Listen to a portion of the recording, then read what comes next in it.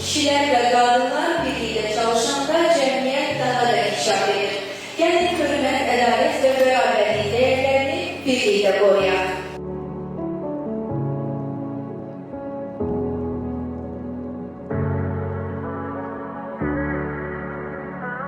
Beraberliğin asasıdır. Murat Hanım geldik mi? Çok yavaş çıksa yavaş. Her şeyi geçsin. Neden çok güzel. Güzel değil. Çok güzel. Tamam. Karışmasan olmaz.